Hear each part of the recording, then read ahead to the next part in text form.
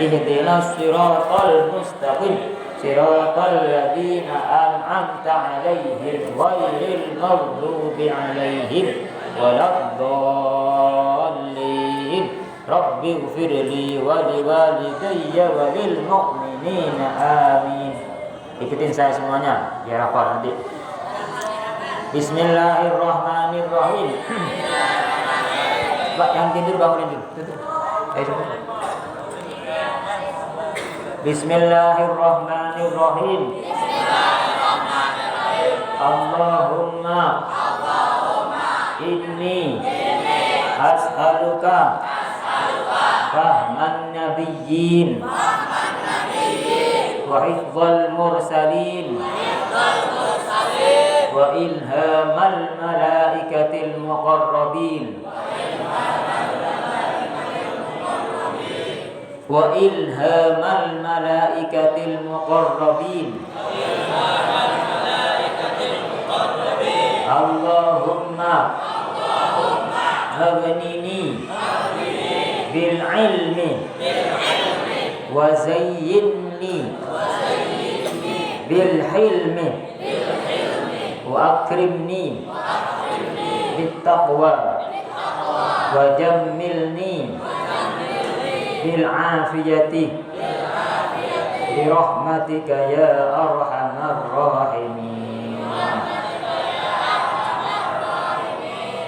Ya, ini hafalkan. Abang dibaca tiap pertemuan dengan saya. Nanti kalau udah hafal diamalkan. Insya Allah anak tahfidz sudah banyak yang hafal.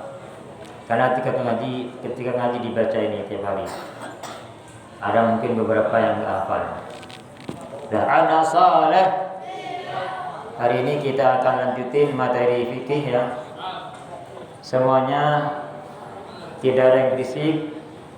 Perhatikan. Yang mau berisik, yang gak mau dengerin silakan turun, silakan keluar, silakan pulang ke rumahnya.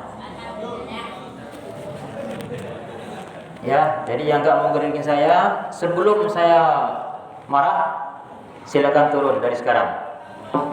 Yang tidur bangunin.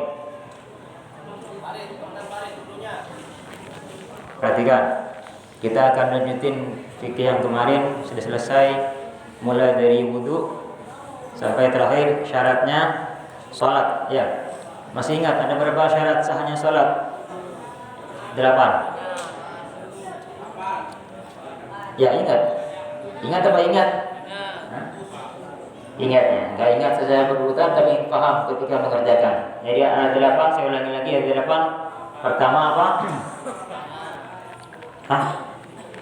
Syaratnya pertama harus suci dari 2 hadas, kecil dan besar. Kedua, suci dari mana? Najis. Ketiga, menghadap aurat. Keempat, menghadap kiblat. Kok lepas semua? Dan sekarang kita akan lanjutin rukunnya salat. Semuanya perhatikan. Ada saleh. Rukun salat ada 17. Ada juga yang menghitung 13. Karena yang menghitung 13 itu ada yang digabung. Jadi contohnya yang digabung itu rukuk dengan tumanina dijadiin satu, sujud dengan tumanina dijadiin satu hitungannya. Kalau ini ketika hitungannya 17 berarti satu-satu. Rukuk 1, tumanina 1 gitu ya. Sujud 1, tumanina 1 juga. Artinya jadi 4 sudah kan? Kalau tadi jadi 2 ya. Jadi kamu jangan bingung, ada kata berapa rukun salat? 13. Ya itu benar. Satunya lagi mengatakan berapa rukun salat? 17. Itu juga benar. Dan rukun salat yang pertama ialah niat. Innamal a'malu binniyati. Apa artinya? Bagus. Ini anak-anak dirinya dulu. Saya nanya, tangguh ya. Innamal a'malu binniyati. Sesungguhnya sahnya amal tergantung dengan niat. Perhatikan, niat salat itu ada 3 tingkatan. Sini semua, terutama SMA. Terutama SMA ya. Jangan sampai SMA masih belum paham. Semuanya. Ini siapa nih? Abdillah sama Yusuf. Lihatin saya. Niat sholat itu ada 3 tingkatannya. Ini yang wajib. Yang wajib ada 3 tingkatan. Tingkatan pertama, apabila sholat itu sholat fardu, maka yang wajib dibaca itu tiga perkara. Ini wajib. Kalau tinggalkan tidak sah sholatnya. Yang pertama, apa? Mengatakan saya sholat, atau bahasa Arabnya usul sholli. Yang kedua, mengatakan fardu, kefarduan, fardu.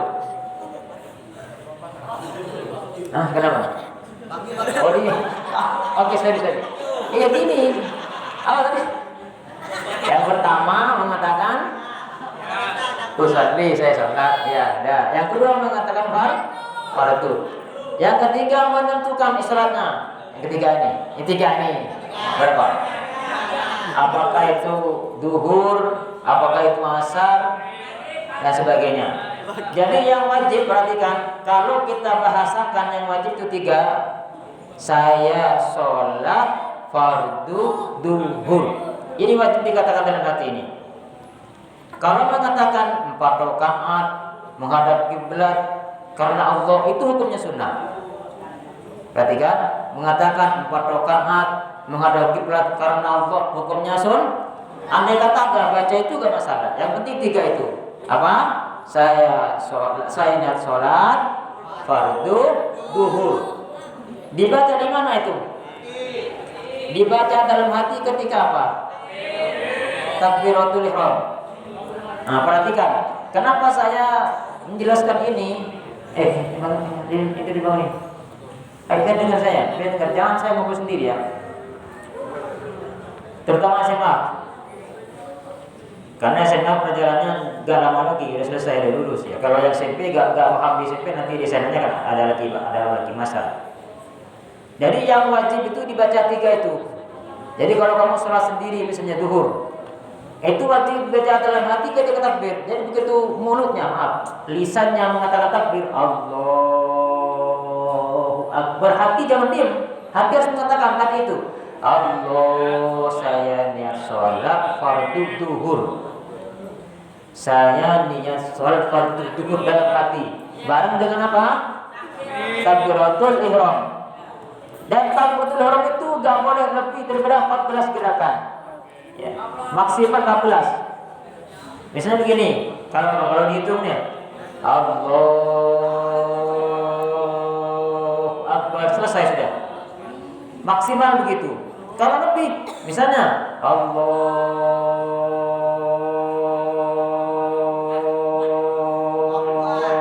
Akbar, tidak sah.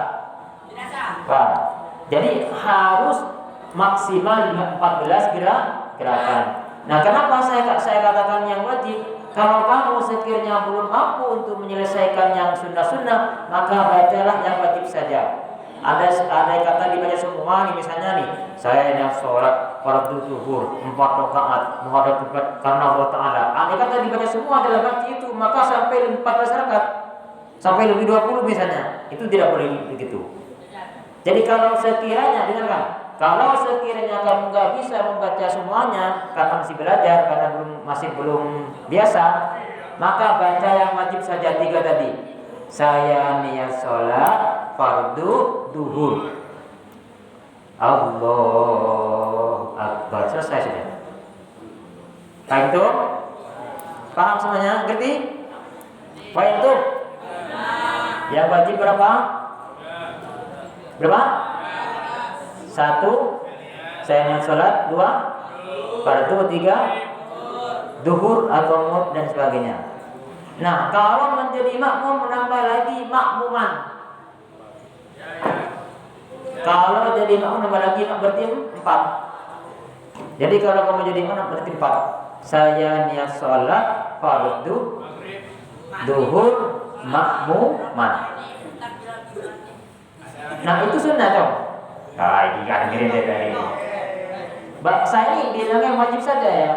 Jadi kalau mengatakan mustaqbil kiblati ada adilah ta'ala itu sunnah. Andai kata kamu nggak dibaca nggak salah itu. Ya. Kalau sekiranya ngefek kepada takbirnya, andai kata dibaca semua, takbirnya bisa lebih 14 gerakan, maka jangan dibaca yang sunnah itu. Cukup yang wajib saja yang 3 itu. Atau kalau jadi makmum 4. saya niat sholat fardu duhur makmuman. Sudah, tidak panjang. Allahu Akbar. Ya, tapi kalau bisa baca semua. Kalau yang udah biasa pasti bisa itu. Saya niat sholat fardu duhur 4 rakaat menghadap kiblat menjadi makmum lillahi ta'ala, bisa itu. Tapi kalau masih baru mengerti, baru mempraktekkan, itu mungkin agak sulit kalau dibaca semua. Baik itu. Nah, itu tingkatan pertama. Sekarang tingkatan yang kedua, ana saleh. Ana saleh. Nah, yang tingkatan kedua, kalau itu sholatnya sunnah yang ada waktunya. Kan sholat sunnah ada 2 macam. Ada sholat sunnah yang ada waktunya. Apa contohnya yang ada waktunya? Sholat duha ya. Sholat tahajud boleh. Apa lagi? Yang ada waktunya sholat sunnah. Duha sudah. Rawatib ya, sebelum dan sesudah. Kan ada waktunya kan? Nah, kalau sholat sunnah yang ada waktunya, yang wajib itu 2. Perhatikan semuanya. Yang wajib 2 saja. Apa yang wajib itu? SMA. Siapa namanya itu? Saya belum tahu namanya siapa. Nanti keluarnya nanti. Kalau yang sunnahnya ada waktunya, contohnya duha, yang wajib itu 2. Apa yang 2? Pertama mengatakan saya sholat. Yang kedua mengatakan sholatnya itu entah duha ke, entah tahajud. Nah, jadi kalau kamu misalnya sholat duha, yang wajib 2 cukup apa? Usolli duha. Saya sholat duha. Selesai. Walaupun enggak mengatakan sunat, enggak mengatakan 2 rakaat, enggak mengatakan berapa itu enggak masalah. Enggak mengatakan lillahi ta'ala juga enggak masalah. Paham ya? Jadi kalau sholat sunnah yang ada waktunya, berapa yang wajib? 1 mengatakan saya sholat. Kedua menentukan sholatnya itu apakah duha atau tahajud dan sebagainya. Kalau tahajud berarti apa yang wajib? Saya sholat tahajud. Selesai. Hah? Qabliyah? Hah? Oh, itu kan sholat wajib tapi wajib kifayah. Bukan, ini sholat sunnah. Ya. Dah. Jadi sholat sunnah yang ada waktunya yang wajib berapa? 2. 1 mengatakan saya sholat. 2 menentukan sholatnya itu apakah itu duha atau tahajud atau witir ya. Jadi usolli duha selesai, usolli tahajud selesai. Dibaca di mana? Di dalam hati. Kapan bacanya? Ketika takbiratul ihram. Apa artinya takbiratul ihram? Ada yang masih ingat? Apa? Takbir apa? Takbir yang mengharamkan. 100 itu ada ya. Udah bahasa belakang. Ihram itu kan bahasa Arab ya. Dari fi'il madhi apa ihram itu? Atasnya ahrama yuhrimu ihrama. Gitu ya. Wa muhraman fa huwa muhrimun. Wa dzaka muhramun ahrim la tuhrimu muhramun. Zaman makan siwa. Ihram itu artinya mengharamkan. Jadi faedahnya if'al adalah litta'diyah ya. Kalau harumah haram, kalau ahrama mengharamkan. Kenapa dikatakan takbiratul ihram, takbir mengharamkan? Karena sesuatu yang halal dikerjakan sebelum takbir, ketika takbir dimulai dikumandangkan, maka hukumnya haram dikerjakan. Apa contohnya? Makan. Makan kita kan boleh makannya. Yang penting punya sendiri ya. Yang penting enggak kekenyangan, bukan barang haram. Kan halal kan? Tapi ketika takbir dibacakan takbir haram itu, maka boleh makan lagi sudah. Kenapa? Karena sudah masuk dalam posisi sholat. Ketika makan hukumnya haram. Itu namanya takbir yang mengharamkan. Artinya sesuatu yang halal dikerjakan sebelum takbir, ketika takbir itu dimulai maka haram dikerjakan. Dan lanjut. Ini siapa ini? Dah. Wah, kalau sholatnya itu sunnah yang tidak ada waktunya, berarti sholat apa itu? Ya bisa. Sholat sunnah mutlak namanya. Jadi nggak ada waktunya bebas. maka yang wajib hanya satu. Apa yang wajib? Mengatakan sholat saja, usolli sudah. Allah usolli, saya sholat. Allah, saya sholat, selesai. Apa contohnya sholat hajat? Akan ada waktunya ya. Kita semuanya kapan saja hajat itu. Entah. Yang penting bukan waktu yang haram ya. Kita sholat hajat kapan bebas.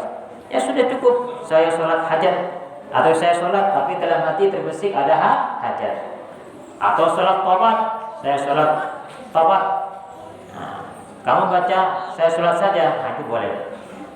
Faidun. Ya. Sekarang yang tidur bangun. Siapa ini? Siapa ini? Kemal. Sudah perhatikan. Ya. Jadi yang pertama apa tadi? Rukun syarat adalah nih. Yang kedua apa? Takbiratul. Apa artinya takbiratul ihram? Takbir yang mengharamkan. Berapa panjangnya takbiratul ihram maksimal? 14, enggak boleh lebih 12 ya. Berapa yang wajib niat ketika sholat wajib? 1 sholli, 2 fardhu, 3 ya, mengerjakan zuhur dan sebagainya. Kalau menjadi makmum nambah makmuman. Nah, sekarang rukun sholat yang ke berapa? Ketiga. Yang ketiga ialah berdiri ya. Ada sebuah hadis diriwayatkan dari Imran bin Husain, kuntu kanat bi bawasir. Aku pernah suatu saat itu punya penyakit wasir. Fas'altu Nabi 'anis shalah. Maka aku bertanya kepada Nabi tentang salat. Bagaimana ya Rasul, saya lagi wasir. Tahu wasir enggak? Wasir, tahu wasir ya? Penyakit wasir. Maka Rasul mengatakan shalli qa'iman. Apa ini? Fa illam tastati' fa qa'idan, fa illam tastati' fa 'ala janbi. Jadi suatu saat yang menentu bertanya, ya Rasulullah, saya ini lagi kena wasir, gimana caranya sholat saya? Maka kata Rasulullah, kalau sholatlah engkau dalam keadaan berdiri. Kalau enggak bisa berdiri, duduk. Kalau enggak bisa duduk, tidur kepada salah satu sisi badan. Namanya jambi, apa namanya? Tidur miring bahasa Maduranya. Miring, kalau dia cukup dulu ya. Bisa jadi mana? Jadi rukun salat yang ketiga apa? Berdiri. Nah, berdiri ini perhatikan. Berdiri itu termasuk paling utamanya rukun. Sini. Lihatin saya. Jadi paling utamanya rukun itu ada urutannya ya. Paling utamanya rukun itu pertama berdiri. Yang kedua sujud. Yang ketiga ruku, yang keempat i'tidal. Jadi kalau kamu mau panjangin rukun itu urutannya. Artinya kita diboleh atau disunahkan memanjangkan berdiri. Maksudnya apa? Ketika berdiri itu jangan hanya baca surat pendek kalau sholat itu, baca panjang-panjang. Bahkan kalau bisa menghatamkan Quran. Tapi yang penting sholat sendiri ya. Jangan jadi imam. Kalau jadi imam gimana? Kabur bangunnya itu ya. Jadi sunnahnya itu kalau mau berurutan, yang utama ialah berdiri itu disunahkan panjang. Baca surat yang panjang. Nah, yang kedua urutannya kalau mau dipanjangin apa? Sujud. Bahkan ketika sujud itu disunahkan kita berdoa kepada Allah ya. Aqrabu ma yakunul 'abdu min rabbi wa huwa sajidun faqtir du'a. Paling dekatnya kita kepada Allah itu ketika sujud. Maka kamu kalau sujud itu terutama di terakhir ya, sujud terakhir ditambah doa di situ. Karena di situ kita dekat dengan Allah. Maka untuk dijabah itu lebih gampang dijabah buat kita ya. Dah. Ini sudah belum. Jadi yang ketiga apa tadi? Rukun salat yang ketiga berdiri. Berdiri termasuk paling utamanya rukun. Yang kedua apa setelah berdiri? Setelah sujud ruku, setelah ruku i'tidal. Dah. Yang keempat membaca suratul Fatihah. Nah, ini membaca sini semua. Ayo sekarang fokus. Ini banyak yang salah nih. Banyak yang salah. Siapa nih? Alfian. Itu dua. Bayu. Sini semua. Ini penting nih. Dalam mazhab Syafi'i, jangan tidur. Dalam mazhab Syafi'i. Ini juga. Dalam mazhab Syafi'i, membaca suratul Fatihah itu wajib bagi imam dan makmum. Jadi imam makmum wajib baca Fatihah, tidak boleh tidak baca. Beda dengan mazhab Malik. Kalau mazhab Malik itu kalau jadi makmum cukup dengan imam sudah. Di sini banyak yang salah paham anak-anak itu ya. Jadi begini, kita tidak boleh tidak baca Fatihah walaupun makmum. Dan itu tidak boleh tertinggal daripada imam sampai 2 rukun. Contoh begini, lihatin saya semuanya. Sekarang ada orang berjemaah sholat, ya. Coba yang tidur bangun. Biar saya konsentrasi ingat terangnya. Ada orang sholat, ya. Mana Sis? Mbak mau jalan-jalan. Yang tidur bangunin langsung. Misalnya ada orang berjemaah sholat. Nah, ketika sholat, makmumnya itu was-was. Jadi imam sholat, Allahu Akbar, baca Fatihah. Makmumnya was-was baca Fatihah. Allahu Akbar, Bismillah, Alhamdulillah, Alhamdulillah, Iyyaka na'budu ya. Lalu diulang lagi Fatihahnya ya. Was-was, diganggu setan, merasa tidak sah, merasa tidak benar bacanya, diulangi lagi, gitu ya. Nah, sehingga ketika seperti itu imamnya sudah ruku, makmumnya belum selesai baca Fatihah, kan begitu kan? Imamnya ruku, Allahu Akbar kata imam. Dia belum beres baca Fatihah karena was-was. Diulangi lagi. Nah, itu tidak boleh ketinggal kepada imam sampai lebih 2 rukun. Kalau lebih 2 rukun sudah kasar. Apa contohnya ada rukun? Contohnya begini. Imamnya sudah ruku, Allahu Akbar ruku imamnya. Makmumnya mesti baca Fatihah di belakang. Bismillahirrahmanirrahim. Alhamdulillah. Ar-Rahmanir-Rahim. Maliki yaumiddin. 1 rukun. Yang tidak ada. Sami Allahu liman hamidah. Ini 2 rukun namanya. Ketika imamnya mau sujud, masih belum selesai belakang Fatihahnya. Nah, ketika itu enggak boleh ikut itu. Enggak boleh ikut ke imam. Gimana? Dia mufaraqah. Apalagi mufaraqah? Memisahkan diri pada imam, sholat sendiri. Paham ya? Jadi kalau dia tertinggal 2 rukun, maka tidak boleh ikut kepada imam. Tetapi itu kalau tidak ada udzur. Kalau tidak ada udzur. Kalau ada udzur boleh. Bahkan kalau ada udzur itu diperbolehkan tertinggal sampai 3 rukun. Contoh begini. Nah, udzur diantara udzur ialah ada orang bacaannya itu susah. Misalnya mulutnya susah baca Fatihah itu. Imamnya sedang, nggak cepat juga biasa. Tapi dia itu susah bacanya, nggak selesai sampai lama. Bahkan ini Pak, saya cerita ya. Pernah saya itu waktu itu kita ada rakernas ya. Ada raker di mana? Kan di puncak ya. Di puncak waktu itu dengan ustazah semuanya ya. Saya waktu itu subuhnya itu nggak sholat sama ustaz, saya malah sholat di masjid. Di masjid itu ketemu dengan orang tua yang sepuh, dia bacanya lambat banget. Jadi baca Fatihah begini, Bismillahirrahmanirrahim, Alhamdulillahirabbil alamin. Saya dengar di sampingnya itu, Ar-Rahmanirrahim. Iya, lama banget orang itu. Orang sepuh, sudah kakek-kakek kayaknya itu. Akhirnya dia ketinggalan dengan imam. Tapi dia memang bukan was-was apa, betul-betul babul qiraah apa? Lambat bacanya. Nah, kalau seperti itu kondisinya itu dimaafkan tertinggal sampai 3 rukun, boleh. Dan ini dihitung rukun yang panjang. Apa 3 rukun yang panjang? Ruku, itu kan dihitung. Sujud yang pertama, duduk di antara sujud juga dihitung. Sujud yang kedua, itu yang dihitung. Jadi boleh tertinggal sampai 3 rukun yang panjang. Jadi contohnya begini. Misalnya nih, ada yang di antara kalian babul qiraah, bacanya lambat, betul-betul nggak bisa. Maka dimaafkan sampai 3. Contoh ketiga begini. Kau baca iyyaka na'budu wa iyyaka nasta'in ihdinas siratal mustaqim, lambat. Itu diperbolehkan sampai 3 rukun. Jadi yang namanya rukuk Allahu Akbar 1 rukun itu. Sami Allahu liman hamidah enggak dihitung. Allahu Akbar sujudnya. Di belakang sebelum selesai ihdinas siratal mustaqim. Itu kan ya. Ini sudah 2 rukun.